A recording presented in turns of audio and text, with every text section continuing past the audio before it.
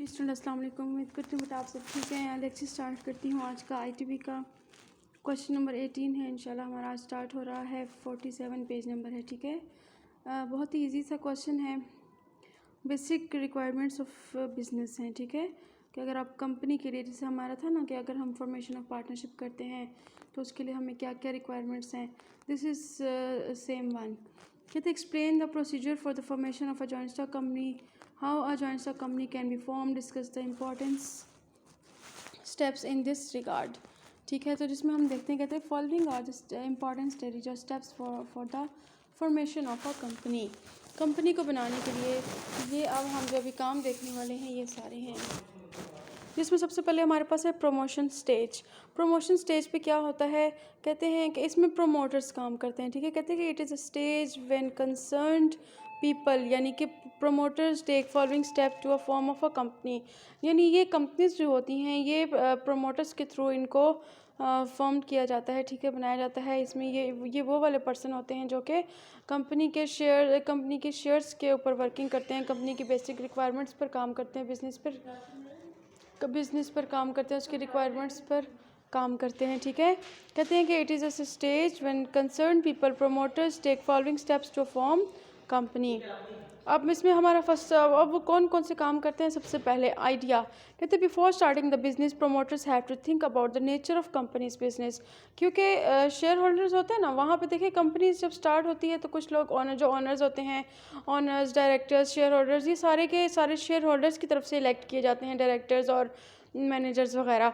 तो share holders से पहले भी जो काम है ना वो कौन करता है, फिर वो काम ये प्रोमोटर्स करके देते हैं, ये सारे काम उन्हें। ठीक है, प्रोमोटर्स क्या करते हैं, सबसे पहले आइडिया देते हैं बिज़नेस के बारे में सोचते हैं। ठीक है, वो कि बिज़नेस कैसा होना चाहिए, कितने पैसे मतलब ये देखते हैं कि शॉर्ट कैपिटल में, स्मॉल कैपिटल में ह्यूज वर्क कैसे किया जाए, बिज़नेस एक्टिविटी कैसे की जाए।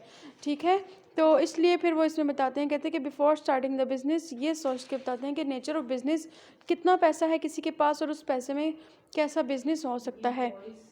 सेकेंड थिंग वो क्या करते हैं, प्रीलिमिनरी इन्वेस्टिगेशन, बेसिक इन्वेस्टिगेशन भी करते हैं। कहते हैं कि after deciding the nature of business promoters conduct preliminary investigation and make out plans as regard the availability of capital, means of transportation, labour, electricity, gas, water, ये सारी चीज़ें वो इन्वेस्टिगेट करते हैं कि जहाँ पे ये कौन सा काम शुरू करना चाह रहे हैं और जो काम शुरू करना चाह रहे हैं वो कहाँ पे करेंगे, और जहाँ पे कर रहे हैं वहाँ पे ये ट्रांसपोर्टेशन, लेबर और ये गैस, बिजली, पानी वगैरह, ये सब कुछ वहाँ पे उनको अवेलेबल होगा कि नहीं होगा कैपिटल के अकॉर्डिंग। ठीक है, ये करने के बाद वो क्या करते हैं, असेंबलिंग ऑफ रिसोर्सेज, फिर वो रिसोर्सेज को इकट्ठा करने की कोशिश कर देते हैं। कहते हैं कि if the promoters find preliminary in basic investigation satisfactory, जब वो उससे सेटिस्फाई हो जाते हैं, then they try to accommodate different factors of production, फिर वो उसके बाद फैक्टर ऑफ प्रोडक्शन को, अब वो हम क्या कहते हैं, 4 फैक्टर्स ऑफ प्रोडक्शन होते हैं, पता है ना आपको, लैंड, लेबर और उसके बाद और क्या थे, 2 और भी थे, अभी मेरे माइंड में नहीं आ रही। ठीक है, जो 4 फैक्टर ऑफ प्रोडक्शन होते हैं ना, का इकोनॉमिक्स में आपने पढ़े होंगे, वो उनको इकट्ठा करने की कोशिश कर देते हैं। कहते हैं for this they also take help of several specialist persons and enter into agreements with them, वो अपने एग्रीमेंट में उनको साथ ऐड कर लेते हैं और फिर उनके साथ वो हेल्प लेते हैं। ठीक है, लैंड, लेबर, कैपिटल और एक और चीज़ होती है, इन सब के थ्रू फिर वो क्या करते हैं, उस पर वर्किंग करना शुरू करते हैं, उनको असम्बल करने शुरू करते हैं। उसके बाद क्या होता है, एस्टिमेशन ऑफ बेसिक एक्सपेंसेस, फिर वो एस्टिमेशन करना शुरू कर देते हैं कि अच्छा अगर ये सारे काम करेंगे तो कितना पैसा लगेगा, कितना पैसा लगेगा, फिर उस उतने के वो शेयर्स जो हैं वो फिर मार्केट में सेल करेंगे। ठीक है, तो वो फिर वो देखते हैं, एस्टिमेशन लगाते हैं। Promoters also work out the estimated preliminary expenses which are necessary to start and run the business, ये बिल्कुल बेसिक स्टार्ट और रन बिजनेस को रन करने के लिए है। उसके बाद है फाइनेंशियल रिसोर्सेज, कहते हैं promoter also decide the all financial resources of the company, the public company can raise it finance by issuing shares and debentures और by making agreement with under writers.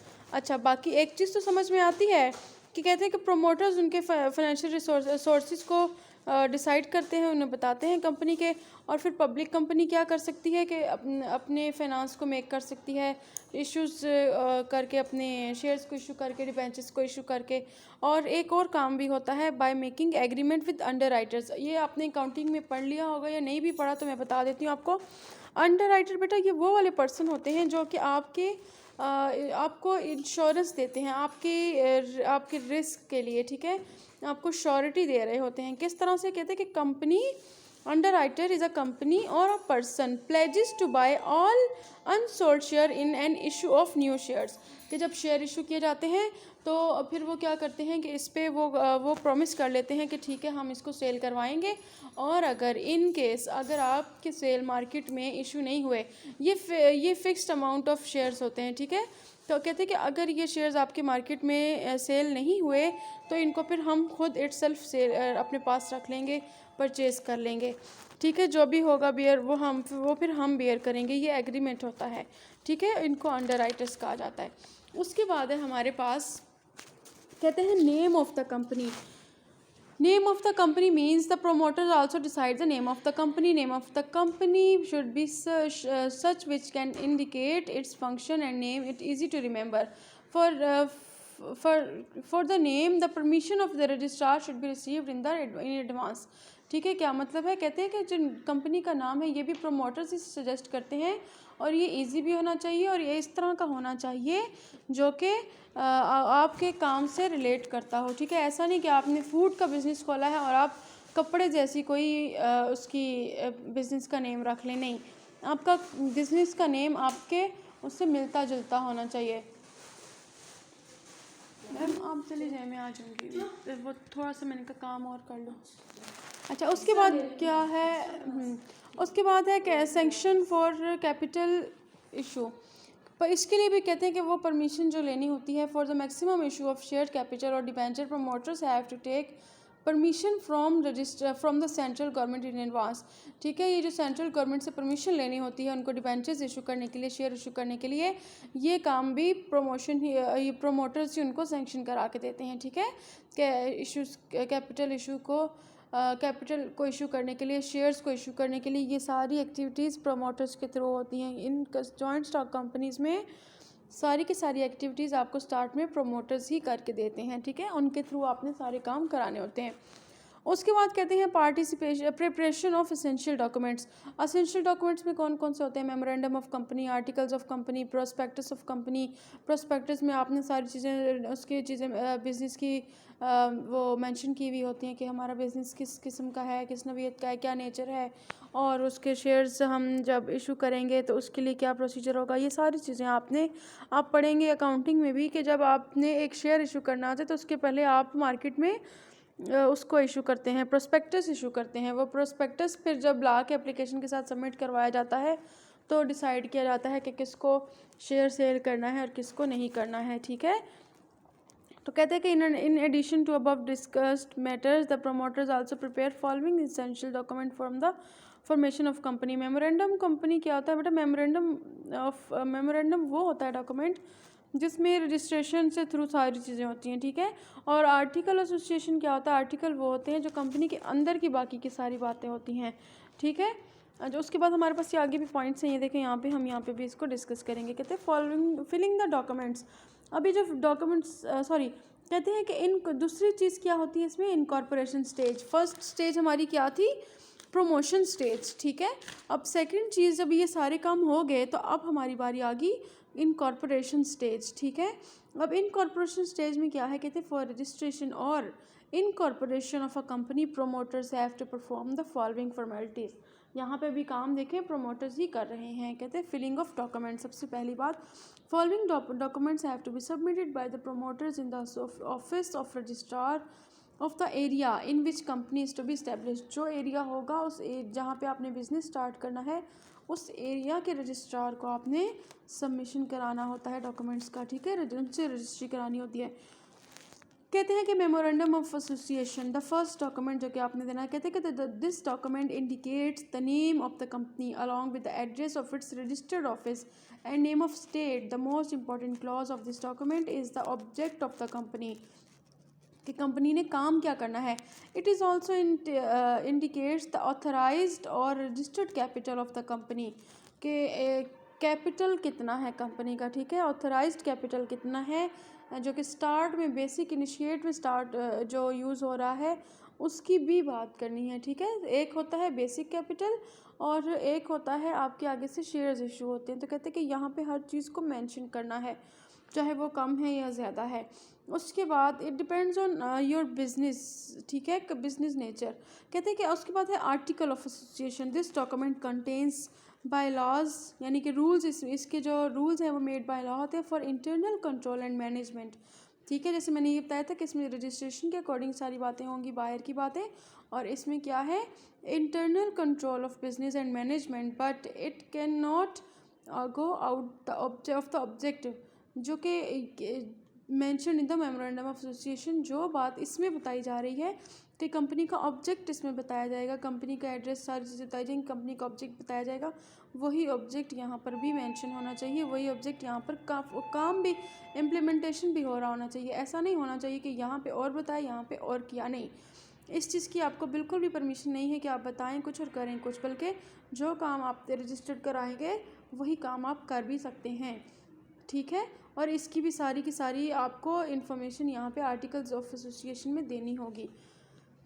उसके बाद कहते हैं list of directors. Promoters have to send a list of the names of directors, occupation, addresses along with their declaration to the registrar that they are ready to take the qualification shares, but private company is not required to send such list। Private company को इस list को send करने की ज़रूरत नहीं होती, लेकिन जो पब्लिक कंपनी होती है उसको इसे सेंड करना पड़ता है, ठीक है। क्योंकि इसमें उसके डायरेक्टर्स के नेम्स, उनके एड्रेस, उनके ऑक्यूपेशन, उनकी एक एक बात यहाँ पे मेंशन की जाती है, उनकी क्वालिफ़िकेशन, उनके शेयर्स कितने हैं, कितना क्वालिफाई करते हैं, उसके बारे में each and everything must be mention in this list, ठीक है, list of directors.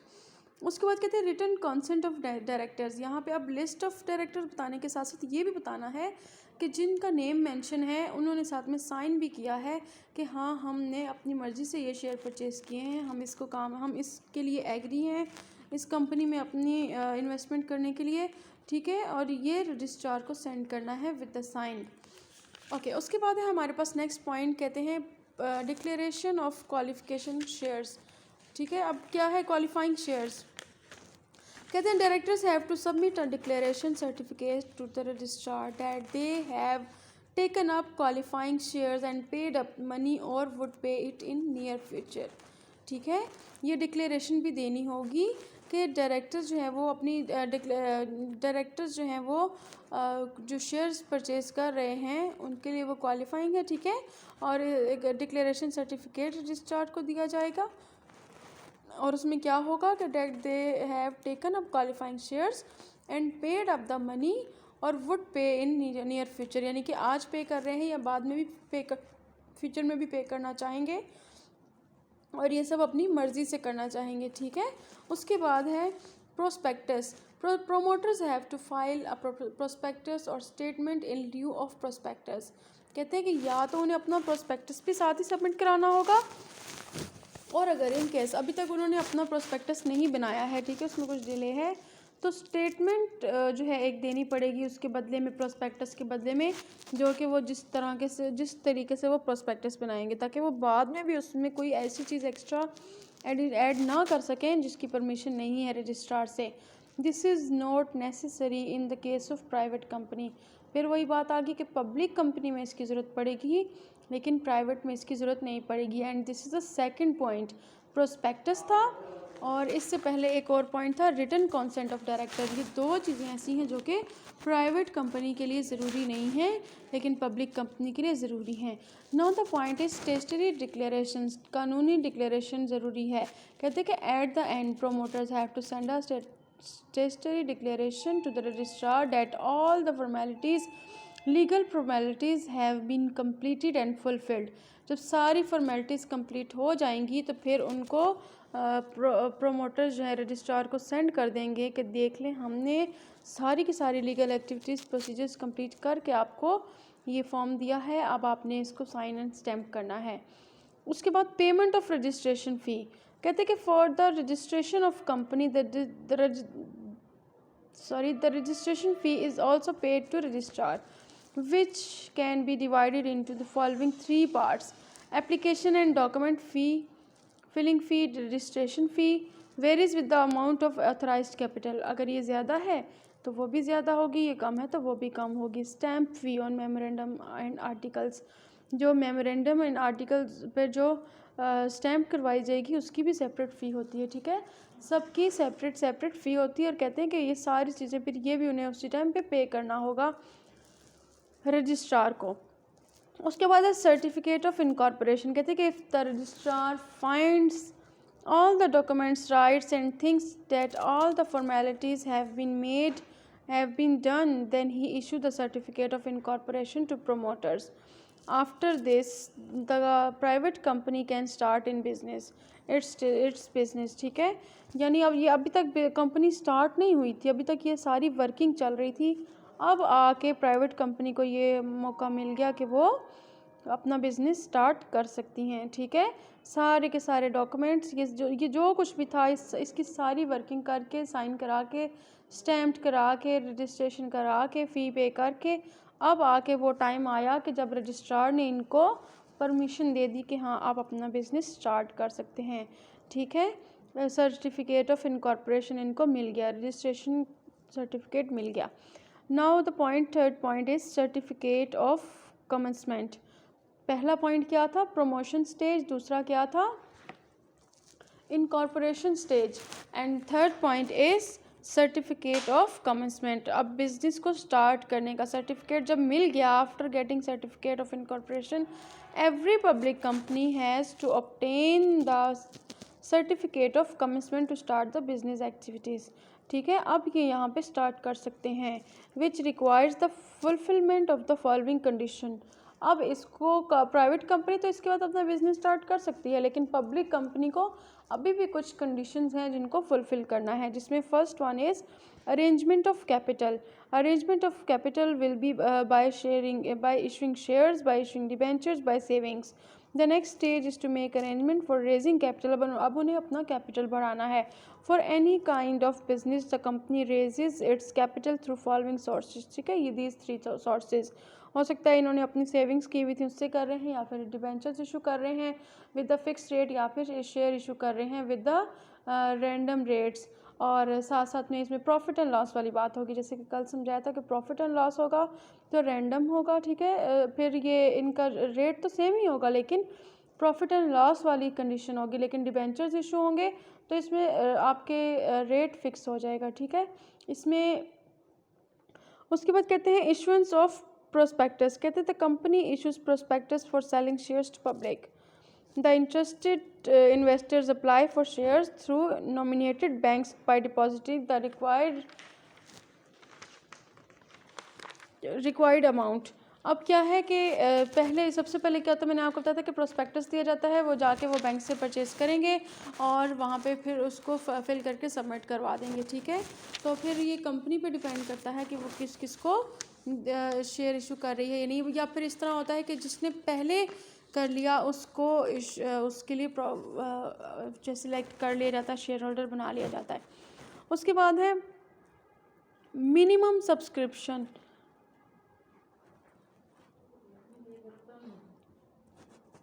Minimum subscription कहते हैं after receiving applications from the people for purchasing shares, it is also certified that the amount of shares have been received and the amount is not less than the minimum subscription।